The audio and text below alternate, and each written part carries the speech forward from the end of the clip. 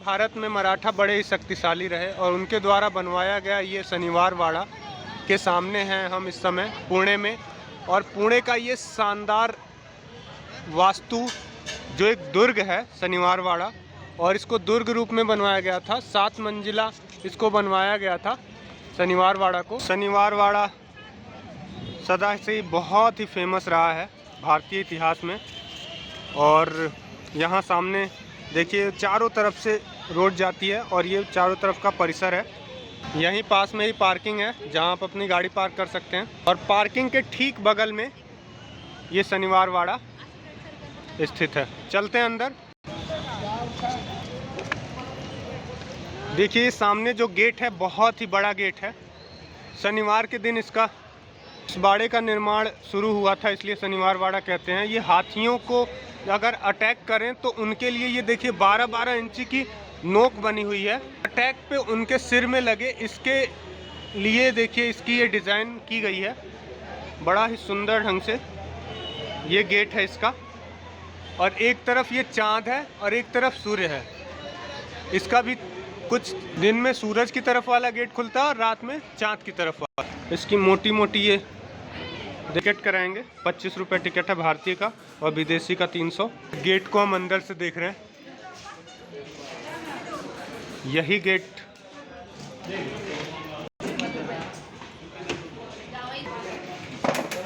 शनिवार वाड़ा के भीतर हैं हम इस समय।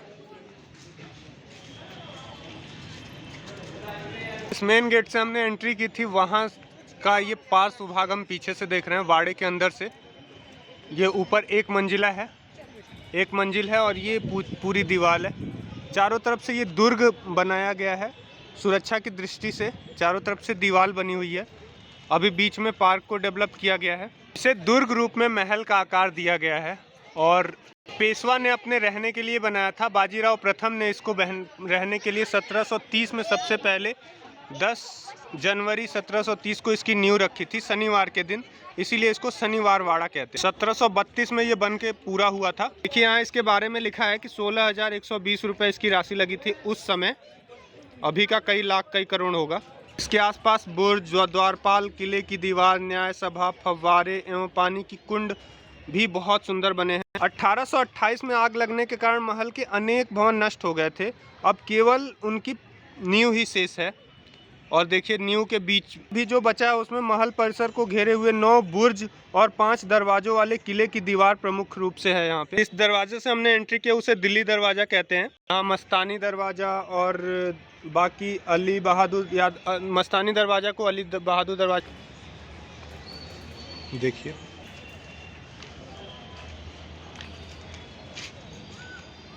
उसी समय का बनाया गया ये एक फव्वारा है। ये देखिए एक भवन है, भवन का ये अवशेष है।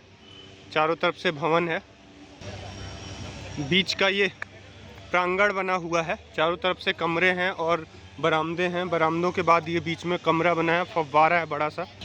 के बालाजी, विश्वनाथ, राधाबाई की पूरी वंशावली है यहाँ। बाजीराव प्रथम, चिम्माजी अप्पा और बाकी सारे उनके कौन किसके बाद किसका जन्म हुआ, ये सारा कुछ लिखा हुआ है। और बड़ा सा एक और फव्वारा है यहाँ पे। ये वंशावली यहाँ पे मराठी में लिखी हुई है, हिंदी में भी समझ में आ जाएगी। कि छत्रपति शिवाजी का ऑफिस था पेशवा का, ये ऑफिस था, ऑफिस का एरिया है पूरा। सबसे विशेष फव्वारा जो है वो ये है। ये 1000 तरफ ये स्प्रेड करता था अपनी जल को, ऐसा फाउंटेन। 16 पत्ते हैं इसके, कमल के आकार का बनाया गया है, जिसको बहुत आनंद लेते थे। ही इसका खास महत्व रहा है क्योंकि इसमें इसके जो फाउंटेन है ऐसा यूरोप में भी कहते हैं कि इस टाइप का फाउंटेन जो स्पेशल खासियत है उस टाइप का नहीं मिलता उस ज़माने में जब ये बन के तैयार हुआ। देखिए इसको, देखिए यहाँ पे लिखा हुआ है ये सदाशिव राव भाऊ का ये निवास था। चारों तरफ से पेड़ हैं, लोग आराम करते हैं, बैठते हैं, सुस्ताते हैं। बहुत अच्छा गार्डन है, सुंदर गार्डन है। पुणे में आने के लिए 25 रुपये का इसका टिकट भी है। इस वजह से बहुत ज़्यादा भीड़ भी नहीं होती होगी। आम जनता की, टूरिस्ट ही आते होंगे, जिसको अपना समय व्यतीत करना हो वो भी आता होगा। ये देखिए माधव राव जो थे उनका ये निवास है। माधवराव जी का, जो भी ये भी खंडहर हो चुका है, टूट चुका है। इस तरह का एक मिला है, जैसे इसे स्नानागार कह सकते हैं। काफ़ी गहरा है, लगभग 5-5.5 फुट इसकी गहराई होगी। सबसे नालियाँ। ये रघुनाथ राव जी का महल है, वो रहते थे यहाँ पे। और इसके बीच में एक फाउंटेन है, इस टाइप का। फाउंटेन नहीं है ये भी स्नानागार के प्रकार का है। इसमें भी फूल बने हुए हैं और डिज़ाइनदार है ये थोड़ा सा, और इस तरह का कंस्ट्रक्शन है। पे ढेरों कुर्सियाँ लगी हुई हैं। जब कोई प्रोग्राम या लाइट एंड साउंड शो होता है तब ये उसके लिए यहाँ पे देखते हैं। कुछ अवशेष देखिए इसके नीचे भी मिले हैं। ये सामने अलग अलग प्रकार के, पता नहीं शायद संभवतः इसे शौचालय के रूप में भी प्रयोग किया जाता हो सकता। एक बड़ा सा ये कुंड है बीचों बीच। कंस्ट्रक्शन यहाँ लगातार होता रहा है और काफ़ी समय तक होता रहा है। 1708, 12 और 13 में यहाँ आग लगी, जिसकी वजह से बहुत सी कंस्ट्रक्शन जो है वो जल गई। 1818 में इस पे अंग्रेज़ों ने कब्जा कर लिया। संधि हुई थी मराठों से, उसके तहत। सामने ये नारायण दरवाज़ा है और नारायण दरवाजे का ये गेट है। पहले वाले दरवाजे से छोटा है, ये बहुत छोटा है, आधे से भी कम है। में कुछ नहीं है। यहाँ से सीढ़ियाँ हैं जो सीधे ऊपर ले जाती हैं और इसकी दीवालों पे चारों तरफ परिक्रमा की जाती है। दीवार लाइन से दिखाई देती है पूरी, और इसके ऊपर पूरा चल सकते हैं और यहाँ से सुरक्षा व्यवस्था देखी जाती होगी। ये कंस्ट्रक्शन है, संभवतः शौचालय के रूप में इसका प्रयोग किया जाता हो। तो ऊपर से लोग आते हुए, और इसके नीचे रहने के लिए भी मतलब कुछ गेट बने हुए हैं। इस सीढ़ियाँ भी बहुत ऊँची ऊँची हैं और खूबसूरत हैं। निर्माण देखिए, इधर पत्थर लगे हुए हैं और इधर ईंटें लगी हुई हैं। तो ईंटें और पत्थरों का गठजोड़ है ये। शुरू में पत्थर है और बाकी ऊपर ईंटें हैं। यह एक बुर्ज है जो सुरक्षा के लिए बनाया जाता था।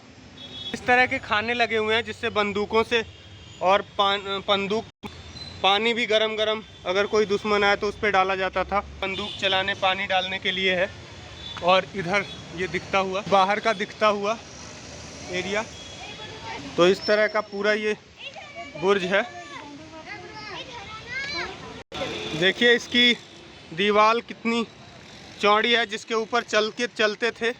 कोई अगर हमला हो तो यहाँ से वार होते थे। बहुत सारे रहस्य देखे हैं इस शनिवार वाड़ा ने।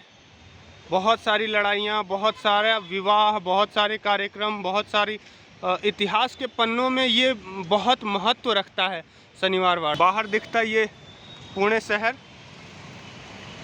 सड़क, लोग। इस 7 मंजिली इमारत का कुछ 1 मंजिल ही शेष बचा है, बाकी सारा खंडहर बचा है।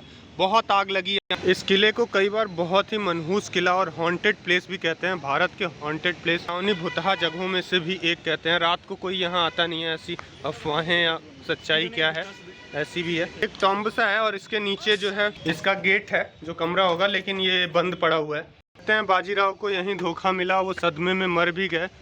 और फिर उनकी प्रेमिका भी यहीं पे, उनके अपने पिता के प्रेमिका को मार दिया था। नारायण राव जो है यहीं पे, कहते हैं नारायण राव का भूत इसी किले में रहता है और हमेशा मतलब वो चिल्लाता रहता है, जिसके डर से भी लोग यहाँ नहीं आना चाहते रात को। कहते हैं रात में यहाँ पे चीखों की गूंज सुनाई देती है, दिन में बहुत शांति रहती है। चारों तरफ से यहाँ लोग रहते हैं, पर फिर भी। और कहते हैं नारायण राव यहाँ पे काका मेले वाचवा, मतलब काका मुझे बचाओ, काका मुझे बचाओ, ऐसी गूंज करते रहते हैं। एक और बुर्ज है और बुर्ज के सामने ये एक बड़ा सा स्तंभ है, जिस पे बहुत मसाल जला दी जाती थी, जिससे चारों तरफ रोशनी रहती थी, क्योंकि उस समय प्रकाश की व्यवस्था नहीं होती थी, इलेक्ट्रिसिटी नहीं होती। यही वाला बुर्ज पड़ता है, जब एंट्री करते हैं तो यहाँ से एंट्री करते हैं और ये सामने से ये मेन गेट है जो दिल्ली दरवाज़ा कहते हैं, शनिवार वाड़ा का मुख्य दरवाजा। यहाँ से एक उतरने का रास्ता। अभी हम शनिवार वाड़ा के प्रथम तल पे चल रहे हैं, मतलब ऊपरी तल पे चल रहे हैं।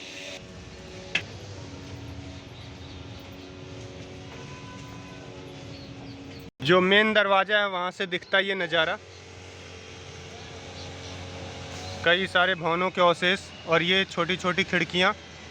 और बुर्ज जो मेन गेट से दिखता है, सबसे मेन, एक बाईं तरफ और एक उधर दाईं तरफ। और यहाँ ये गेट, ये देखिए यहाँ से जो मुख्य दरवाज़ा यहाँ से दिखता है। बाजीराव मस्तानी फिल्म में जो आपने सीन देखे थे, वो यहीं के देखे थे, शनिवार वाड़ा को ही दिखाया गया था। वो असली कंस्ट्रक्शन ये नहीं थी, उसको आर्टिफिशियल बनाया गया था। और ये मुख्य गेट से दाईं तरफ का बाड़ा। पर लकड़ी का बहुत काम हुआ है और लकड़ी की काम होने की वजह से भी यहाँ आग बहुत लगती थी। देखिए 1919 के बाद इसको संरक्षण के लिए रखा गया और तब से ये पूर्ण रूप से संरक्षण के लिए के प्रयास हो रहे हैं यहाँ पे। उसके पहले अंग्रेज भी यहाँ पे रहे, उन्होंने भी अपना निवास बनाया। बाहर का दृश्य कैसा लगा? बहुत सुंदर, बहुत बढ़िया। हाँ, नज़ारे बड़े शानदार हैं यहाँ के। लकड़ी का कितना काम हुआ है यहाँ पे, और पूरी ये मंजिल जो है, ऊपर वाली मंजिल पूर्ण रूप से लकड़ी की बनी हुई है।